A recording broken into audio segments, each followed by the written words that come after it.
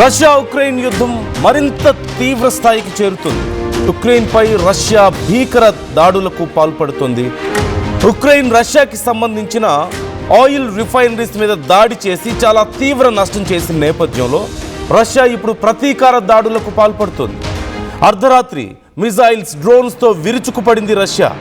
Ukraine రాజధాని కీవ్లో భారీ పేలుళ్లు సంభవించాయి. బాలిస్టిక్ క్రూజ్ మిజైల్స్తో దాడులు చేసింది.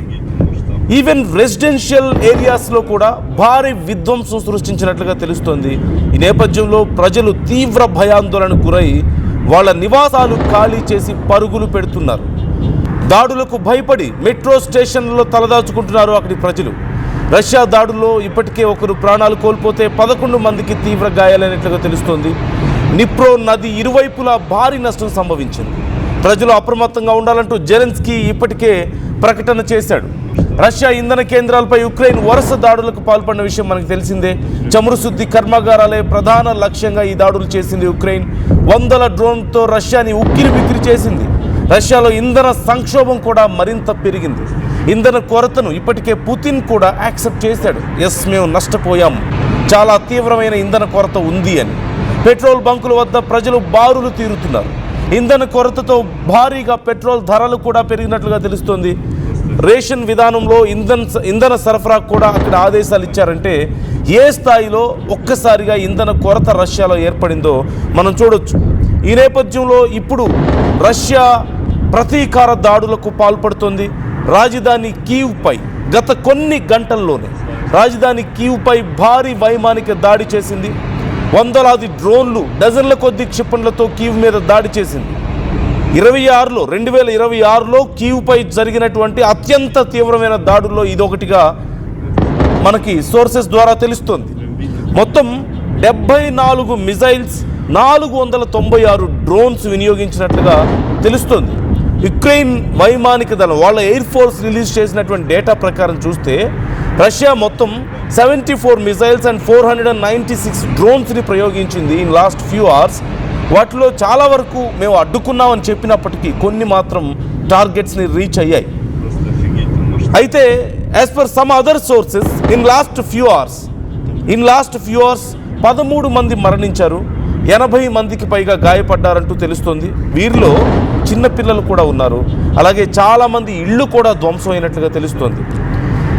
కీవ్తో పాటుగా పోల్చావా, అలాగే డ్నిప్రో పెట్రోవ్స్కీ ప్రాంతాల్లో వైమానిక దాడులు చేసినట్లుగా తెలుస్తోంది.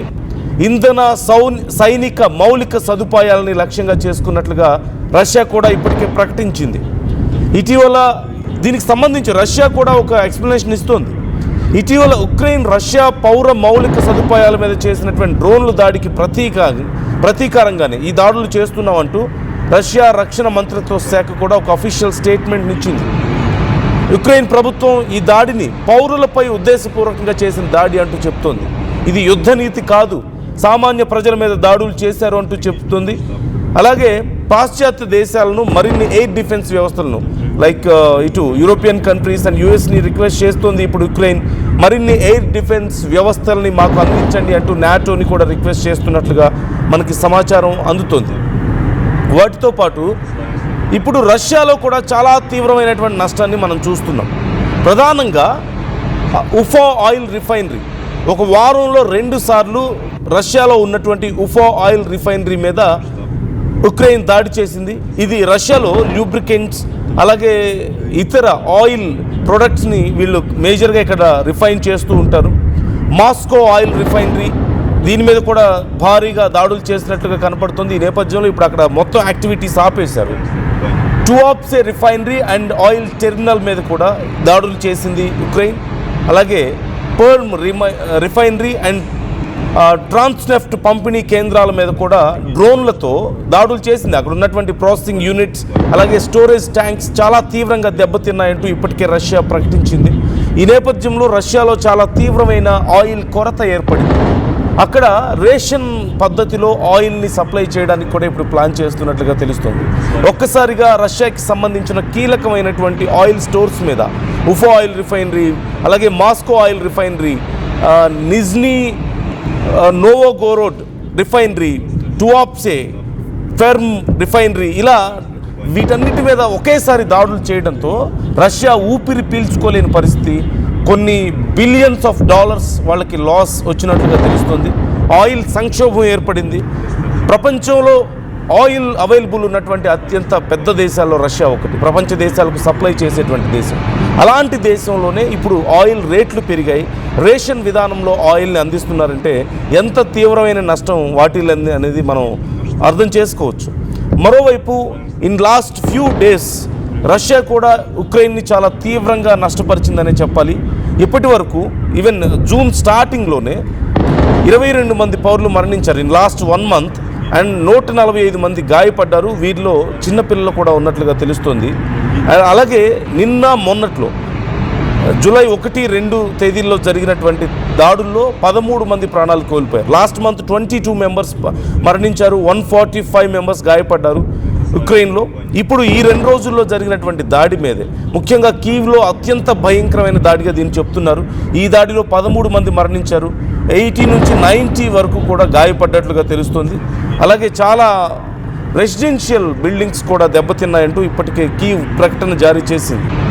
రష్యా ఒక రాత్రిలో 496 డ్రోన్లు, 76 క్షిపణులు, ఇందులో బ్యాలిస్టిక్ మిసైల్స్ కూడా ఉన్నాయి, వీటన్నిటిని ప్రయోగించినట్లుగా తెలుస్తుంది. మొత్తం 33 టార్గెట్స్ మీద వీళ్ళు ఈ అటాక్స్ చేసినట్లుగా తెలుస్తోంది. అయితే ఇప్పుడు ఈ దాడులకు సంబంధించి ఉక్రెయిన్ మరింత తీవ్రమైన దాడులకు పాల్పడుతోంది. అయితే ఉక్రెయిన్ ఇప్పుడు యుఎస్ అలాగే మరి ఇతర నాటో దేశాలని రిక్వెస్ట్ చేస్తుంది, వాళ్ళకి మరింత డిఫెన్స్ సిస్టమ్స్ కావాలి, డ్రోన్ డిఫెన్స్ సిస్టమ్స్ అలాగే యాంటీ మిజైల్ డిఫెన్స్ సిస్టమ్స్ కావాలి అని చెప్పేసి రిక్వెస్ట్ చేస్తుంది. చాలా వరకు మిజైల్స్ అండ్ డ్రోన్స్ని అడ్డుకున్నప్పటికీ కూడా కొన్ని మాత్రం టార్గెట్స్ని రీచ్ అయ్యాయి. దానివల్ల చాలా తీవ్రమైనటువంటి నష్టం ఏర్పడినట్లుగా తెలుస్తుంది. గత 4 వారాల్లో రష్యా చేసినటువంటి అటాక్స్లో అరౌండ్ 31 చదరపు మైళ్ళు, అంటే దాదాపు 80 చదరపు కిలోమీటర్లు ఉక్రెయిన్ భూభాగాన్ని కూడా రష్యా స్వాధీనం చేసుకున్నట్లుగా ఇప్పటికే కొన్ని అనాలిసిస్లు మనకు కనిపిస్తున్నాయి. డొనెట్స్క్ ప్రాంతంలో కూడా ఇది చాలా మేజర్గా జరిగినట్లుగా తెలుస్తుంది. అంటే రష్యా కేవలం అటాక్స్ చేయడం మాత్రమే కాదు, నెమ్మదిగా ఉక్రెయిన్ భూభాగంలోకి మరింత చొచ్చుకొస్తుంది. ఇప్పటి వరకు గత 4 వారాలు, అంటే ఇన్ లాస్ట్ 1 మంత్, మేజర్గా జూన్లో 31 చదరపు మైళ్ళు, అంటే 80 చదరపు కిలోమీటర్లని రష్యా ఉక్రెయిన్లో ఆక్రమించుకుంది అంటూ కూడా తెలుస్తుంది. ఈ నేపథ్యంలో ఇప్పుడు ఉక్రెయిన్ రష్యా మధ్యలో యుద్ధం మరింత తీవ్ర స్థాయికి చేరడాన్ని మనం చూస్తున్నాం. చాలా భీకర దాడులు చేసుకుంటున్నారు ఒకరి మీద ఒకరు. ఎవరు ఇందులో జోక్యం చేసుకునే పరిస్థితి కూడా లేదు. యుఎస్ కూడా ఇప్పుడు మాట్లాడలేని పరిస్థితి కనిపిస్తుంది. గతంలో పీస్ టాక్స్ పేరుతో కొంత టైం వేస్ట్ చేసి వాళ్ళందరినీ కూర్చోబెట్టి మాట్లాడుతున్నామని చెప్పి కొంత డ్రామా చేసింది యుఎస్, బట్ స్టిల్ అవేమీ వర్క్ అవ్వలేదనేది మనకు అర్థమవుతుంది. అండ్ యుద్ధం ఇప్పుడు రాజధాని నగరాల మీద ఇంత తీవ్ర స్థాయికి దాడులు చేసుకునే వరకు వెళ్ళిందంటే, సామాన్య ప్రజల నివాసాల మీద కూడా దాడులు చేసే స్థాయికి వెళ్ళింది అంటే, ఇక నెక్స్ట్ లెవెల్లో ఏ స్థాయిలో ఉండబోతుంది అనేది ఒక్కసారి మనం ఊహించుకోవచ్చు. And in very few hours or అతి తక్కువ రోజుల్లోనే యుద్ధం నెక్స్ట్ లెవెల్కి వెళ్ళబోతుంది. మరింత దారుణమైన దాడులకి రష్యా ఉక్రెయిన్ పాల్పడబోతున్నాయి ఒకరి మీద ఒకరు అంటూ చెప్తున్నారు. And comparatively Russia is more stronger. ఈ నేపథ్యంలో ఖచ్చితంగా ఉక్రెయిన్ మరింత తీవ్రంగా నష్టపోవడానికి అండ్ రష్యా ప్రతీకార దాడులకు బలవడానికి సిద్ధమవ్వాల్సిన పరిస్థితి కనపడుతుంది. ఆల్రెడీ ఉక్రెయిన్ రిక్వెస్ట్ చేసుకుంటుంది యుఎస్ అండ్ ఇతర నాటో దేశాలని to supply dum more defence systems, but అవి ఎంతవరకు ఇప్పుడు పాసిబుల్ అవుతాయి? ఎందుకంటే యుఎస్ ఆల్రెడీ చాలా బిజీగా ఉంది ఇరాన్తో. ఇలాంటి పరిస్థితుల్లో మరి ఉక్రెయిన్కి సపోర్ట్ చేసే పరిస్థితి ఉంటుందా? ఇతర నాటో దేశాలు ఎవరైనా మద్దతుగా నిలబడే అవకాశం ఉందా అంటే కొంత డౌట్ఫుల్ అనే చెప్పాలి ఖచ్చితంగా. ఒక్కసారి ఆ దాడుల తీవ్రత ఏ స్థాయిలో ఉందో నేను మీకు చూపించే ప్రయత్నం చేస్తాను. మీ అభిప్రాయాలను కూడా మాతో షేర్ చేసుకోండి.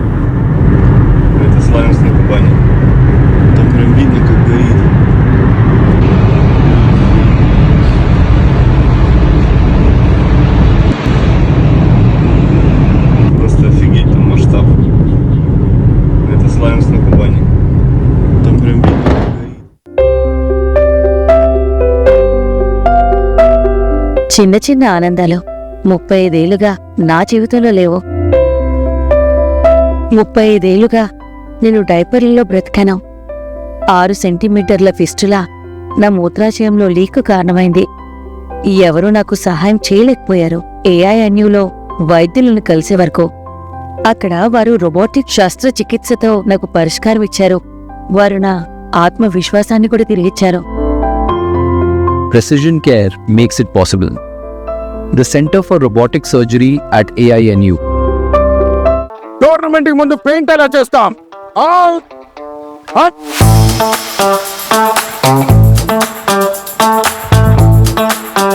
ప్లాన్ అయితే చాలా బాగుంది. సార్, స్టేడియం పరిస్థితి చూడండి. టోర్నమెంట్ ముందు పెయింట్ ఎలా చేస్తాం? టెక్నో పెయింట్స్ ఉందిగా. Techno paints? Township, dam, stadium లేదా మనీళ్ళు, పెయింట్స్ నుంచి పెయింటింగ్ వరకు పూర్తి సొల్యూషన్ కావాలంటే మేమున్నాం. కానీ సార్, టైంకి పూర్తవుతుందా? రోజుకు 23 లక్షల స్క్వేర్ ఫీట్ పెయింటింగ్ చేయగల సామర్థ్యం, 5,000 మంది స్కిల్డ్ లేబర్ టీమ్ మా వెంట ఉంది. 23 లక్షల? అవును, ప్రపంచ స్థాయి రంగులు, అద్భుతమైన షేడ్స్ తో భారతదేశపు అసలైన పెయింట్ మరియు పెయింటింగ్ శక్తిని మేమే. VR techno paints. Techno paints. జలుబు, తలనొప్పి, ఒళ్ళు నొప్పుల నుంచి ఉపశమనం శాస్త్రీగా. జలుబు, తలనొప్పి, ఒళ్ళు నొప్పుల నుండి ఉపశమనం శాస్త్రీ బామ్. ఇప్పుడు 5 రూపాయల ప్యాక్ లో కూడా.